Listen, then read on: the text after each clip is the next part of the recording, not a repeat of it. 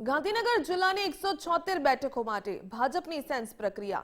ગાંધીનગર જિલ્લા પંચાયત દહેગામ નગરપાલિકાની ચૂંટણી, કલોલ તાલુકા પંચાયત કલોલ નગરપાલિકાની છે ચૂંટણી, ત્યારે માણસા તાલુકા પંચાયતની ચૂંટણી માટે પણ સેન્સ પ્રક્રિયા હાથ ધરાઈ।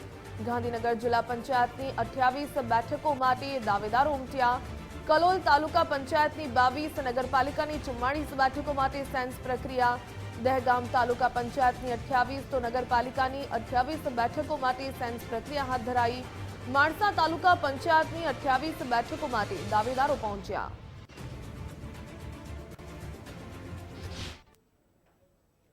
ગાંધીનગર જિલ્લાની અલગ અલગ સ્થાનિક સ્વરાજની ચૂંટણીઓ માટેની સેન્સ પ્રક્રિયા ભાજપ દ્વારા શરૂ કરવામાં આવી છે। આપણી સાથે ગાંધીનગર જિલ્લા પ્રમુખ અનિલભાઈ પટેલ છે। અનિલભાઈ, સેન્સ પ્રક્રિયા ચાલી રહી છે, મૂર્તિયા પસંદગી માટેની પ્રક્રિયા ચાલી રહી છે,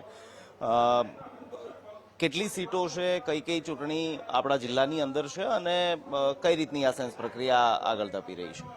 ગાંધીનગર જિલ્લાની અત્યારે માણસા નગરપાલિકા અને ગાંધીનગર તાલુકા પંચાયત સિવાય તમામ મંડળની એટલે કે કલોલ નગરપાલિકા, કલોલ તાલુકા પંચાયત અને કલોલ જિલ્લા પંચાયતની મારી 7 સીટો, એ જ રીતે માણસામાં તાલુકા પંચાયતની 26 સીટો અને જિલ્લા પંચાયતની 7 સીટો, એ જ રીતે દહેગામમાં નગરપાલિકા પણ છે, તાલુકા પંચાયતનું પણ ઇલેક્શન છે અને ત્યાં આગળની અમારી જિલ્લા પંચાયતની સીટો, આ મુજબની અમારી આ વખતની આ ચૂંટણી પ્રક્રિયા થવાની છે।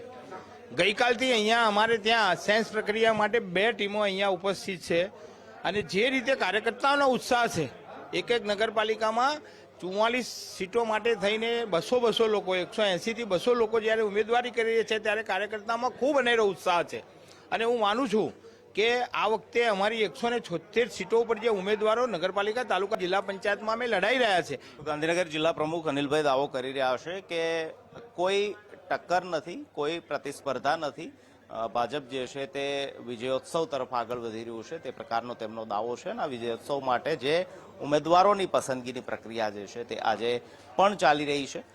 ગાંધીનગર જિલ્લાની તાલુકા પંચાયત, નગરપાલિકા સહિતની અલગ અલગ ચૂંટણીઓ છે જેના માટે ઉમેદવાર પસંદગી માટેની સેન્સ પ્રક્રિયા હાલ લેવાઈ રહી છે।